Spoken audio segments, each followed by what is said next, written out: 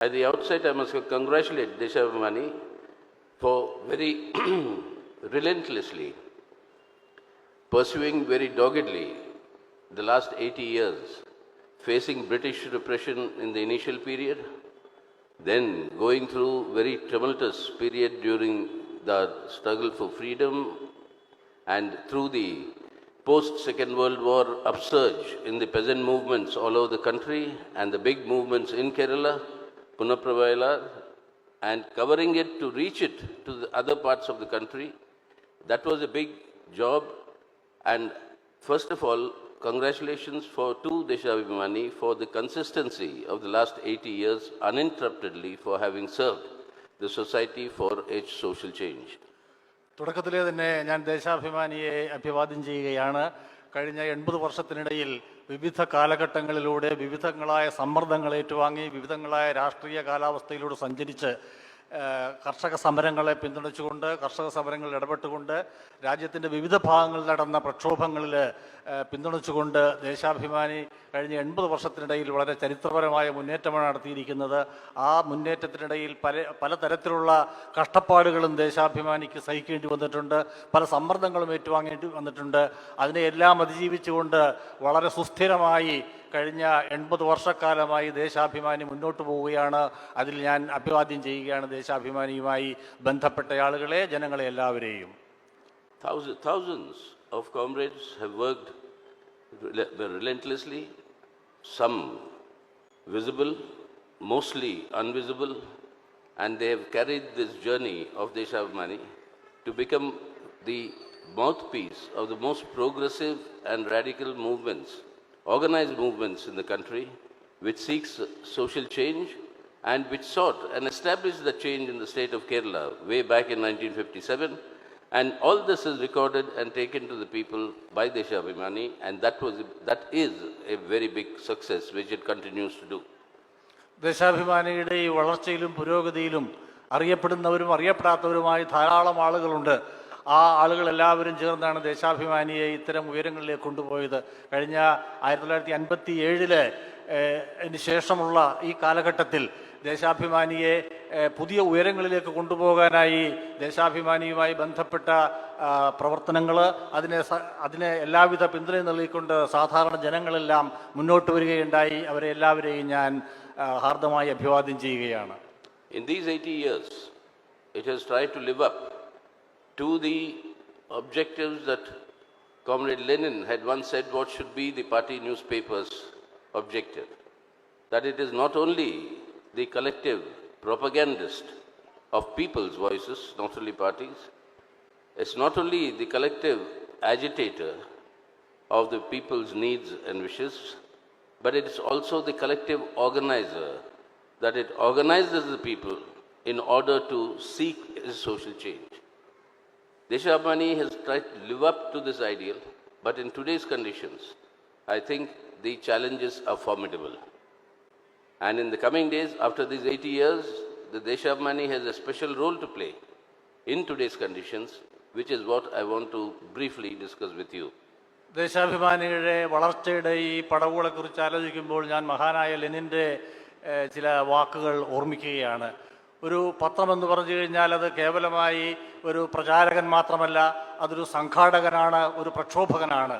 മഹാനായ ലെനിൻ്റെ ഈ വാക്കുകൾ അക്ഷരാർത്ഥത്തിൽ പരിപാലിച്ചുകൊണ്ടാണ് കഴിഞ്ഞ കാലങ്ങളിൽ ദേശാഭിമാനി അതിൻ്റെ പ്രയാണം നടത്തിക്കൊണ്ടിരിക്കുന്നത്.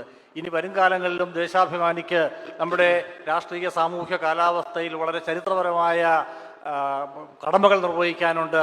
അത് നിർവഹിച്ചു തന്നെ മുന്നേറുമെന്നാണ് ഞാൻ വിചാരിക്കുന്നത്.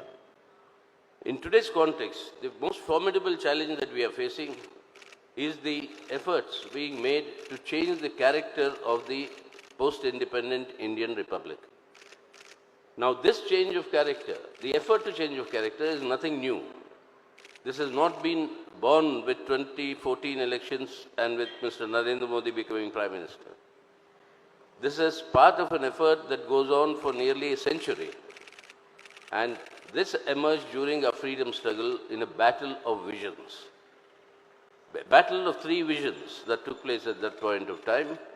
And this vision that today is dominant was the one that was rejected by the Indian people. വരുംകാലങ്ങളിലെ പോരാട്ടം എന്ന് പറയുമ്പോൾ കേവലമായ ഒന്നല്ല, മറിച്ച് നമ്മുടെ ഈ സാമൂഹ്യ ഘടനയെ തന്നെ മാറ്റി എഴുതാനുള്ള ശ്രമങ്ങൾ രാജ്യത്ത് നടന്നുകൊണ്ടിരിക്കുകയാണ്. അതുകൊണ്ട് തീർച്ചയായിട്ടും ദേശാഭിമാനിക്ക് ഈ കാര്യത്തിൽ വളരെ കൃത്യമായ നിലപാടുകൾ സ്വീകരിക്കേണ്ടതുണ്ട്.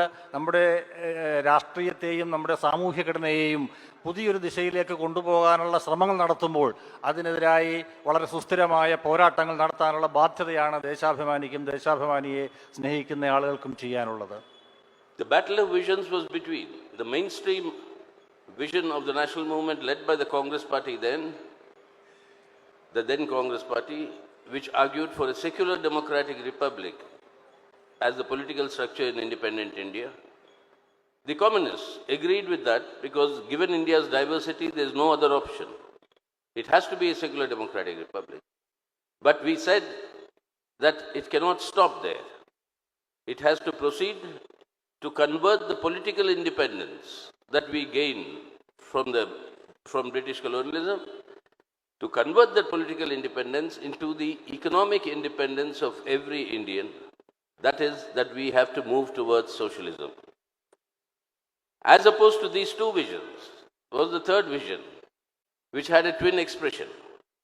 And that vision said, future of India will be determined by the religious affiliation of its people. And thus emerged the two-nation theory of a Islamic state and the Hindu Rashtra. Partition of the country, Islamic State and Pakistan were formed, but India, the rest of India, rejected this fascistic Hindu Rashtra concept and adopted the secular democratic republic. Mahatma Gandhi's assassination was the result of one of the reason that Indian people rejected that vision. But that vision did not stop at that point of time after rejection.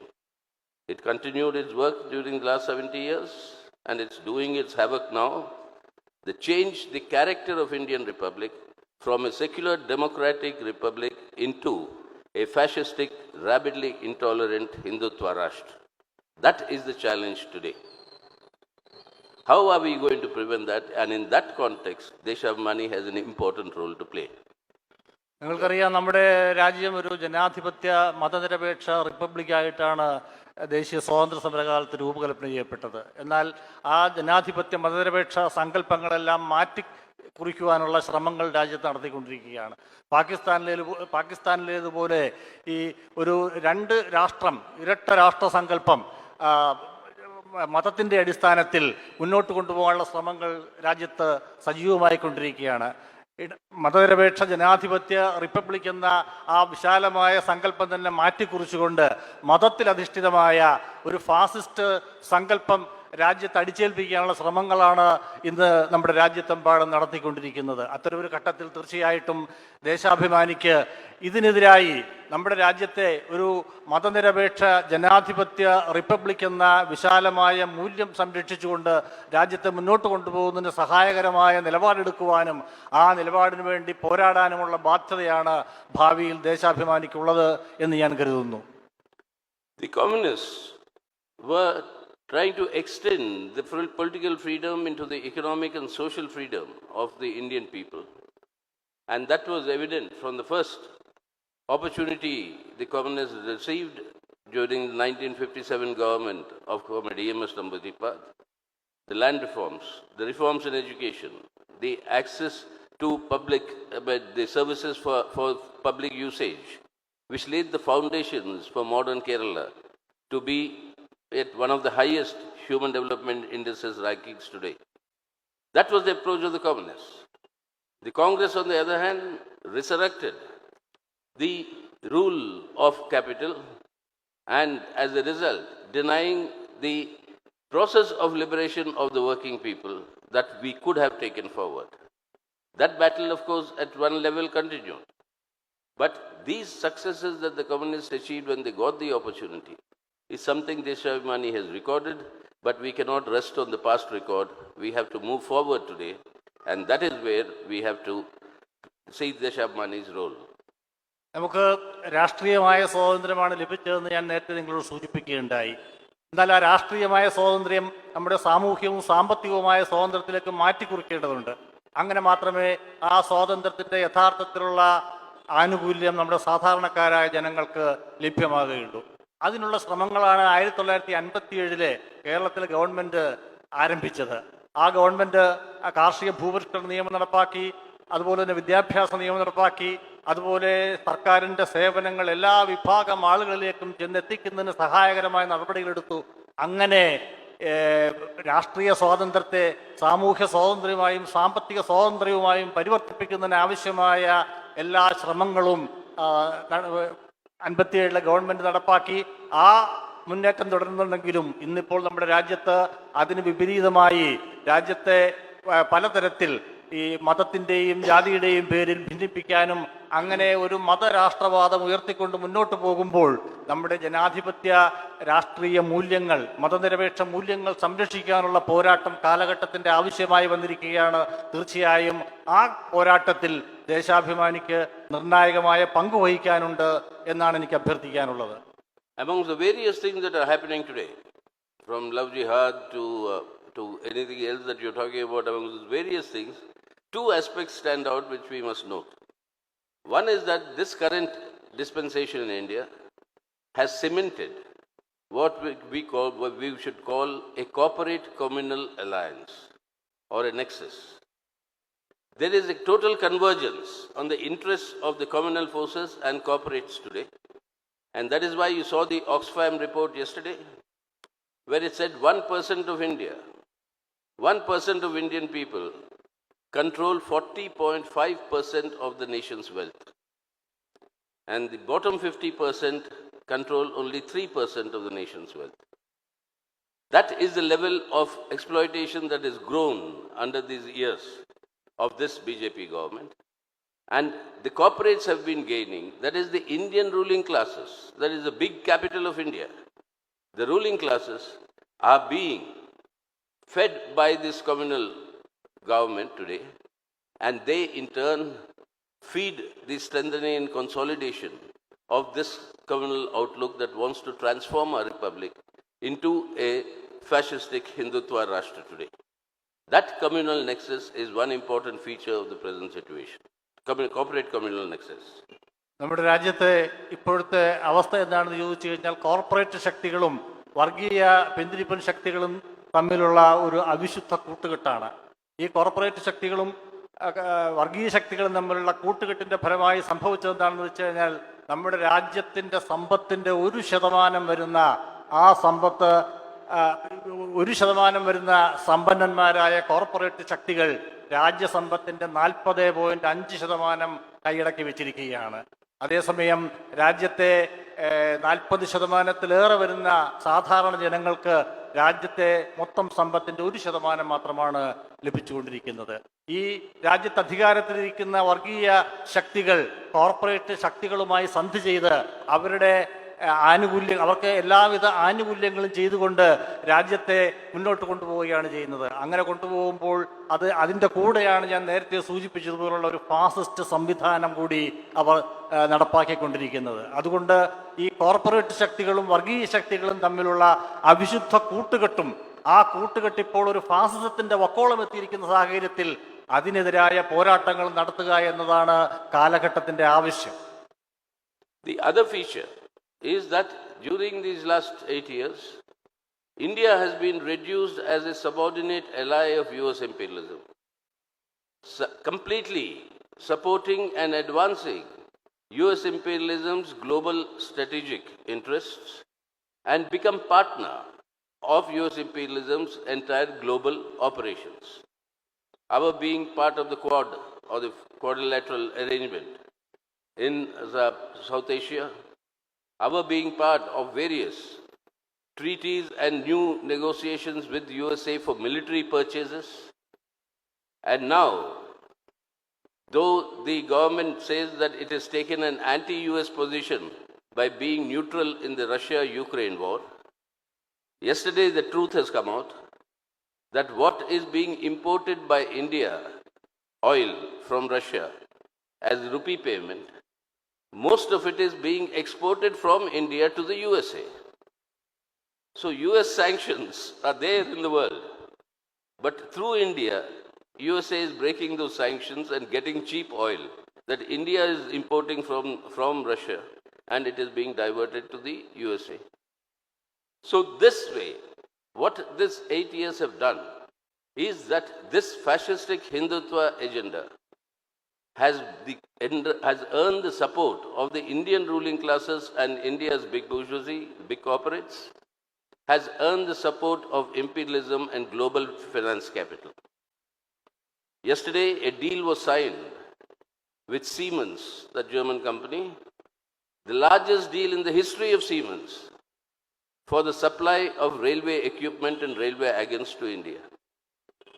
So your multinational corporations are happy with this regime, like global capital was happy with Hitler before the Second World War, because they were providing them profits. So you have today multinational corporations, imperialism happy, Indian big corporates happy. So this regime with this support is proceeding towards changing the character of our republic. ഇന്ന് India ആകട്ടെ American സാമ്രാജ്യത്വത്തിൻ്റെ ഒരു junior പാർട്ണറായി മാറിയിരിക്കുന്ന സ്ഥിതിയാണ്, അവരുടെ പങ്കാളിയായി മാറിയിരിക്കുകയാണ്. അമേരിക്കയിൽ നിന്ന് ഇന്ത്യയിൽ നിന്ന് സാധനങ്ങൾ, പ്രത്യേകിച്ച് ഇന്ധനം ഇന്ത്യയിൽ നിന്ന് അമേരിക്കയിലേക്ക് കയറ്റുമതി ചെയ്യുന്നു, എന്നാൽ റഷ്യയിൽ നിന്ന് ഇങ്ങോട്ട് ഇറക്കുമതി ചെയ്യുന്നു. റഷ്യയിൽ നിന്ന് ഇറക്കുമതി ചെയ്ത് കൊണ്ടുവരുന്ന ഈ ഇന്ധനമെല്ലാം അമേരിക്കയിലേക്ക് മറ്റു മാർഗങ്ങളിലൂടെ കയറ്റി അയക്കുകയും ചെയ്യുന്നു. അത് അമേരിക്കൻ സാമ്രാജ്യത്വവുമായുള്ള ഇന്ത്യൻ ഭരണാധികാരികളുടെ വിധേയത്വത്തിൻ്റെയും പങ്കാളിത്തത്തിൻ്റെയും ലക്ഷണമാണ്. ആഗോളതലത്തിൽ രണ്ടാം ലോക മഹായുദ്ധത്തിന് തൊട്ടുമുമ്പുള്ള കാലത്ത് ഹിറ്റ്ലറെല്ലാം ജർമ്മനിയിൽ ചെയ്തിരുന്നത് പോലുള്ള കാര്യങ്ങളാണ് ഇന്ത്യയിലെ ഈ ഫാസിസ്റ്റ് ഭരണാധികാരികളും കോർപ്പറേറ്റ് ശക്തികളും അമേരിക്കൻ സാമ്രാജ്യത്വ മൂലധന ശക്തികളുമായി ചേർന്നുകൊണ്ട് നടത്തിക്കൊണ്ടിരിക്കുന്നത്. ഇത് നമുക്ക് വളരെ ഗൗരവപൂർവ്വം കാണേണ്ട ഒരു സംഭവമാണ്. What this corporate communal nexus does is also directly connected with the media. Today's media ecosystem, which is something 𝑧𝒃𝒂𝒏𝒕 has taken into account, but it has got to take into account, in my opinion, more in depth, is today's media ecosystem is digital media, social media, your print media, your electronic media. All of them are today part of a combined media ecosystem. And this combined media ecosystem, more than 4/5 of this ecosystem is controlled by two mega corporates in the country. The same two mega corporates who control our economy, the same two mega corporates who rise in the world's billionaires list very, very rapidly. Now, this control of media by your big capital, the corporate control, and the nexus with communalism necessarily means the content of this media is essentially to promote the communal agenda, hatred based on communal poisonous campaigns, and therefore also leading up to violence. Now this ecosystem, media ecosystem, is actually propping up the communal project, which in turn is propping up the corporate interests with greater profits. Now this interrelationship must be properly understood. Corporate ശക്തികളും വർഗീയ ശക്തികളും തമ്മിലുള്ള ഈ അവിശുദ്ധ കൂട്ടുകെട്ടിന് ഏറ്റവും വലിയ ഉപാധിയായിട്ട് അവർ ഉപയോഗിക്കുന്നത് മാധ്യമങ്ങളെയാണ്. ഇന്ന് മാധ്യമങ്ങൾ ഏതാണ്ട് 2 വലിയ മാധ്യമ കുത്തകകൾ, മാധ്യമ കുത്തകൾ എന്ന് പറഞ്ഞാൽ പോരാ, നമുക്ക് സങ്കല്പിക്കാൻ കഴിയുന്നതിനപ്പുറമുള്ള ആസ്തിയുള്ള വലിയ മാധ്യമ കുത്തകളാണ് ലോകത്തെ മാധ്യമത്തിൻ്റെ നിയന്ത്രണങ്ങൾ ഏറ്റിട്ടിരിക്കുന്നത്. ഇന്ന് നമുക്കറിയാം, അച്ചടി മാധ്യമം മാത്രമല്ല, ടെലിവിഷൻ മാധ്യമം മാത്രമല്ല, ഡിജിറ്റൽ മാധ്യമവും സാമൂഹ്യ മാധ്യമങ്ങളും എല്ലാം ഉണ്ട്.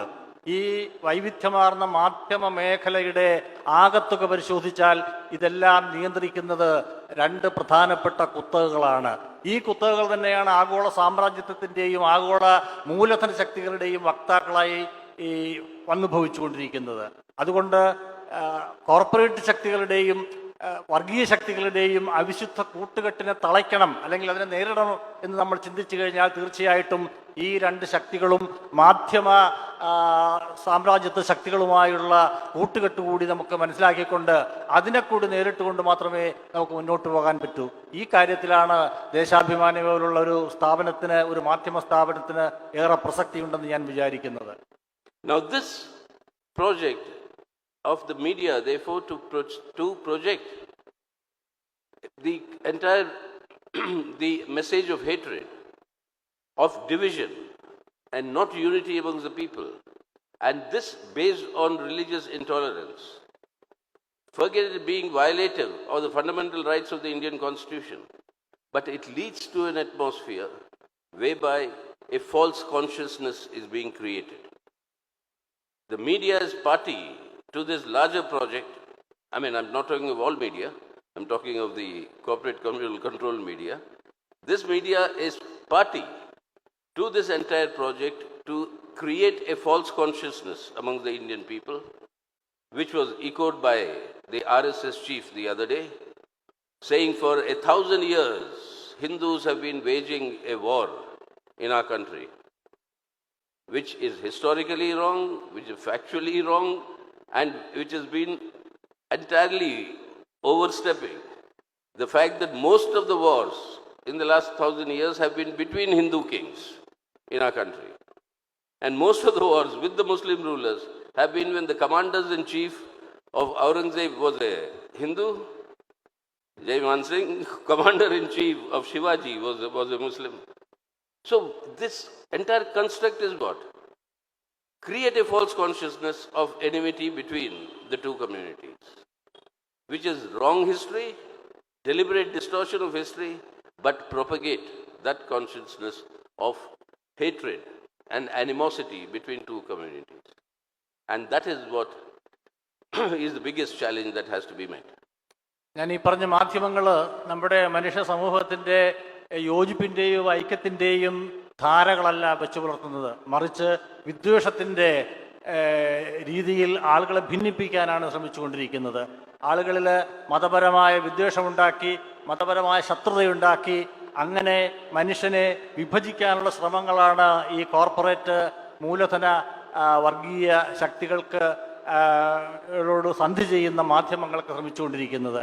അതിനെതിരായുള്ള പോരാട്ടം സംഘടിപ്പിക്കുക എന്നുള്ളതും കാലഘട്ടത്തിൻ്റെ ആവശ്യമായി വന്നിരിക്കുകയാണ്. നമുക്ക് ഈ മാധ്യമരംഗത്ത് കൂടുതൽ സജീവമായി മുന്നേറണമെങ്കിൽ ഈ വിദ്വേഷത്തിൻ്റെ വിത്ത് പടർത്തിക്കൊണ്ടിരിക്കുന്ന മാധ്യമ കോർപ്പറേറ്റ് കൂട്ടുകെട്ടിനെതിരെ, മാധ്യമ വർഗീയ കൂട്ടുകെട്ടിനെതിരെ ഉള്ള പോരാട്ടങ്ങൾ സംഘടിപ്പിക്കേണ്ടത് അനിവാര്യമാണ്. ഭാവിയിൽ അത് കാലഘട്ടത്തിൻ്റെ ആവശ്യമായി മാറിയിരിക്കുകയാണ്. ആ കാര്യത്തിലും ദേശാഭിമാനി പോലുള്ള മാധ്യമത്തിന് കാര്യമായ സംഭാവനകൾ നൽകാൻ കഴിയുമെന്നാണ് ഞാൻ കരുതുന്നത്. And how does it translate into real politics and real life? The other day there were elections to the Himachal Assembly, apart from the Gujarat, Himachal, etc., where BJP lost. I was in the election campaign and so was the UP Chief Minister. So UP Chief Minister was speaking at our sitting seat in Himachal and asking people, this is the 𝒃𝒐𝒕 𝑩𝒃𝒂𝒏𝒕, Devatas and gods are born in this bhumi of Himachal Pradesh, Himalayas. How are the people of Devbhumi electing communists? I mean, communists are Rakshasas, so how can Devatas elect the Rakshasas? So, and then he went on to say, we Hindus, for us our faith is supreme, paramount. We can remain hungry. Note this, we can remain hungry. We have one of the worst serious situations of hunger declared by the Global Hunger Index. We can remain unemployed. The largest number of unemployed youth in the world is today in India. We can remain, wanting a lot of things, we can suffer, but we cannot tolerate any insult to our religion. Mohan Bhagwat says, for 1,000 years, that is what we have been insulted. And we cannot, we can be unemployed, we'll go hungry, we may die of starvation, but we will protect our religion. And it is not religion. What they are creating is that false consciousness of Hindus under siege need to be protected, and that is the Hindutva project. And from this follows the hatred and the violence against the minorities that comes out. രാജ്യത്ത് ഹിന്ദുക്കൾ ആയിരക്കണക്കിന് വർഷങ്ങളായി മറ്റ് സമുദായങ്ങളുമായി യുദ്ധത്തിലായിരുന്നു എന്ന വ്യാജമായ ഒരു ബോധം സൃഷ്ടിച്ചുകൊണ്ടാണ് ഇന്ന് ഹിന്ദുത്വ ശക്തികൾ മുന്നോട്ട് പോകുന്നത്. രാജ്യത്ത് പട്ടിണി ഉണ്ടാകുന്നു, ദാരിദ്ര്യമുണ്ടാകുന്നു, തൊഴിലില്ലായ്മ ഉണ്ടാകുന്നു. ഇതിനെയെല്ലാം മതപരമായ കാഴ്ചപ്പാടിലൂടെ കാണാനുള്ള ശ്രമങ്ങൾ വ്യാപകമായി നടന്നുകൊണ്ടിരിക്കുകയാണ്. തീർച്ചയായിട്ടും ഇതെല്ലാം സാമൂഹ്യ പ്രശ്നങ്ങൾ തന്നെയാണ്. പക്ഷേ ആ സാമൂഹ്യ പ്രശ്നങ്ങളെ സാമൂഹ്യ പ്രശ്നങ്ങളായി തന്നെ കാണുകയും അത് പരിഹരിക്കാനുള്ള ശ്രമങ്ങൾ നടത്തുകയാണ് വേണ്ടത്. അല്ലാതെ മതപരമായ കാഴ്ചപ്പാടിലൂടെ മതവൈരം പടർത്തിക്കൊണ്ട് ആളുകളെ ഭിന്നിപ്പിച്ചുകൊണ്ട് ഇതിന് പരിഹാരം കാണാനുള്ള ശ്രമങ്ങൾ ഒരിക്കലും ഉണ്ടായിക്കൂടാ. അതാണിപ്പോൾ നമ്മുടെ രാജ്യത്ത് നടത്തിക്കൊണ്ടിരിക്കുന്നത്. അത്തരത്തിലുള്ള ഒരു വ്യാജമായ ബോധം സൃഷ്ടിച്ചുകൊണ്ടാണ് ഭരണാധികാരികൾ ഇപ്പോൾ മുന്നോട്ട് പോയിക്കൊണ്ടിരിക്കുന്നത്. ഇതിനെയും നേരിടാൻ നമുക്ക് കാര്യമായ ശ്രമങ്ങൾ നടത്തേണ്ടതുണ്ട്. So in this creation of false consciousness, this media, this corporate media plays a very important role. What is required is the alternative. To that way the actual truth is taken to the people. What does corporate media do? Create an overarching Hindutva identity. My day-to-day problems are immaterial. Am I the soldier to protect Hindutva? And in that process, all that is happening in our country today continues, along with all the other attributes that are taking place. That is why what is required for them is to falsify history. Falsification of history is essential for creating this false consciousness. And that falsification of history is coming through your UGC today, is coming through the campaigns for Mother of Democracy as India, and that old kings were the ones who introduced democracy in India. When it's clear democracy means what? The replacement of the ruler and the subject, that is the king and the people, with the state and the citizen. Once the state comes and the citizen comes, that democracy is impossible when you have a ruler and a subject. And that simple thing is being obfuscated and trying to say our great kings and rishis of the past, they have introduced democracy. Modi goes all over the world saying we are mother of democracy. And the world applauds because they are making money from looting India. And therefore this entire nexus, this truth has to be brought out. And if this truth has to be brought out, this attacks on rationality and reason that is taking place today have to be combated. That is a very big role and challenge for the Deshabmani. നമ്മുടെ രാജ്യത്തെക്കുറിച്ചും നമ്മുടെ ചരിത്രത്തെക്കുറിച്ചുമെല്ലാം ഇത്തരം വ്യാജമായ ബോധങ്ങൾ സൃഷ്ടിക്കുന്നതിൽ corporate media വളരെ കാര്യമായ ശ്രമങ്ങൾ നടത്തിക്കൊണ്ടിരിക്കുകയാണ്. UGC പോലുള്ള സ്ഥാപനങ്ങളെപ്പോലും അവർ ഇത്തരം ചരിത്രത്തെ മാറ്റി എഴുതുന്നതിന് വേണ്ടിയുള്ള ശ്രമങ്ങൾക്ക് വിധേയമാക്കിക്കൊണ്ടിരിക്കുകയാണ്. ഇതിനെതിരായി ചരിത്രത്തെ നേരായ രൂപത്തിൽ കാണാനും മുന്നേറ്റങ്ങൾ സംഘടിപ്പിക്കുവാനുള്ള ബാധ്യത നമുക്കുണ്ട്. മോദി ലോകമെമ്പാടും നടന്ന് നമ്മുടെ ഇന്ത്യ നമ്മുടെ മാതൃരാജ്യമാണെന്നെല്ലാം പറയുന്നു. ആ രാജ്യത്തിൻ്റെ മഹത്വത്തെക്കുറിച്ച് പറയുന്നു. പക്ഷേ ആ രാജ്യത്ത് വളരെ തെറ്റായ ജനാധിപത്യ സങ്കല്പങ്ങളെക്കുറിച്ചുള്ള വ്യാജമായ അവബോധം സൃഷ്ടിക്കുന്നതിന് വേണ്ടിയുള്ള ശ്രമങ്ങളാണ് നടത്തിക്കൊണ്ടിരിക്കുന്നത്. അത്തരം ശ്രമങ്ങൾക്ക് ഈ കോർപ്പറേറ്റ് മീഡിയ വളരെ കാര്യമായ പിന്തുണ നൽകിക്കൊണ്ടിരിക്കുകയാണ്. അതുകൊണ്ട് ഈ കോർപ്പറേറ്റ് മീഡിയയുടെ ഇത്തരം വ്യാജമായ സിദ്ധാന്തങ്ങളെയും വ്യാജമായ പ്രചാരവേലയെയും തുറന്നു കാട്ടുവാനും ജനങ്ങളെ ശരിയായ രീതിയിലേക്ക് നയിക്കുവാനുള്ള ശ്രമങ്ങൾ നടത്തുക, അത്തരം ശ്രമത്തിൽ തീർച്ചയായും ദേശാഭിമാനി പോലുള്ള ഒരു മാധ്യമ സ്ഥാപനത്തിന് കാര്യമായ പങ്കുവഹിക്കാനുണ്ട് എന്നാണ് ഞാൻ വിചാരിക്കുന്നത്. That is why I want to just make one reference. I think we are all waiting for Comrade Pinarayi to arrive. So his landed should be coming. No problem. Okay, it comes. So that you just ask yourself one question. The people of Germany were the inheritors of the most progressive philosophical traditions of the 19th century.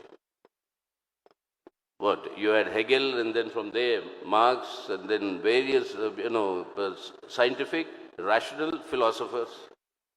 How did these people who inherited that legacy embrace Hitler's Nazi fascism, fascist ideology? How did these people do it? We are proud. We say Indians are rational, Indians are very scientific, etc. In Kerala, you may be more proud. But the Germans were no less proud about their being based on reason and rationality. But how did this happen? It happened because systematically fascism destroyed rationality and reason. And that is why blind faith became the important thing, obscurantism, dependence on your mythological stories and not history.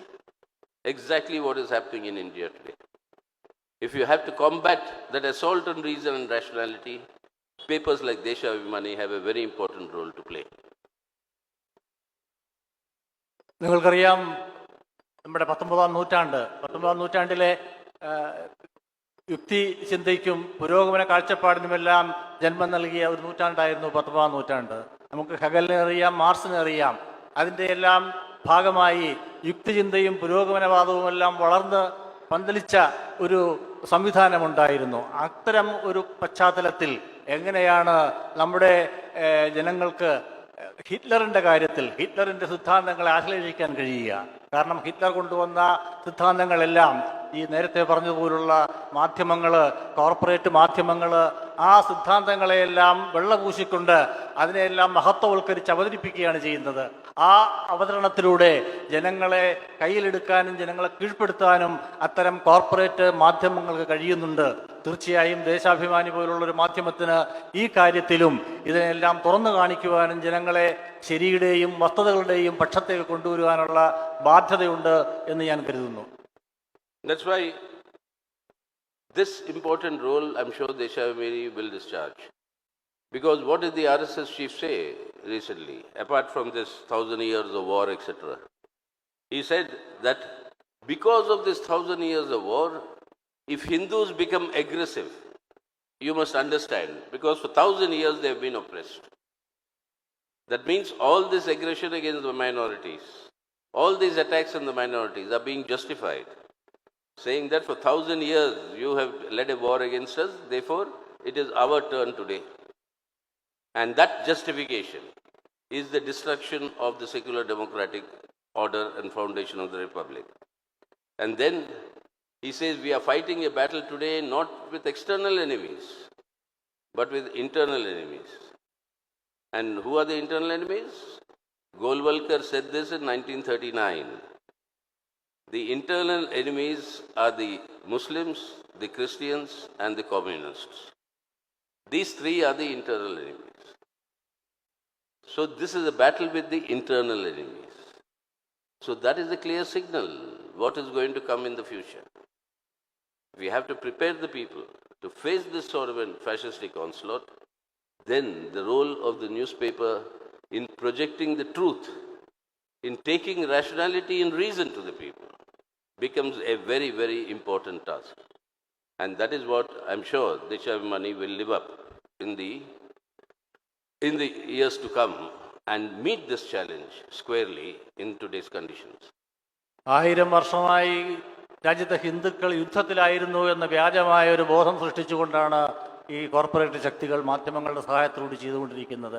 എന്നാൽ 1000 വർഷത്തെ ചരിത്രം എടുത്തു കഴിഞ്ഞാൽ ആ കാലഘട്ടങ്ങളിലെല്ലാം ഈ യുദ്ധത്തിൻ്റെ ഫലമായി പീഡിപ്പിക്കപ്പെട്ടവർ, അതിന് വിധേയമാക്കപ്പെട്ടവരെല്ലാം രാജ്യത്തെ ന്യൂനപക്ഷങ്ങളായിരുന്നു. അതാണ് യഥാർത്ഥ വസ്തുതയെങ്കിൽ ഇന്നിപ്പോൾ RSSൻ്റെയും BJPയുടെയും ഹിന്ദുത്വ ശക്തികളെല്ലാം പറയുന്നത് രാജ്യത്തിന് പുറത്തുള്ള ആളുകളുമായിട്ടല്ല യുദ്ധം ചെയ്യേണ്ടത്, മറിച്ച് രാജ്യത്തിനകത്തുള്ള ആളുകളുമായിട്ടാണ്. അത് RSSൻ്റെ ആചാര്യനായ MS ഗോൾവാൾക്കർ തന്നെ 1937 അദ്ദേഹത്തിൻ്റെ പുസ്തകം, ആ പുസ്തകത്തിൽ വിചാരധാരയിൽ പറയുകയുണ്ടായി, ഇന്ത്യയിൽ 3 ശത്രുക്കളാണുള്ളത്. ആഭ്യന്തര ശത്രുക്കളോടാണ് നാം പൊരുതേണ്ടത്, അല്ലാതെ വിദേശ ശക്തികളോടുള്ള.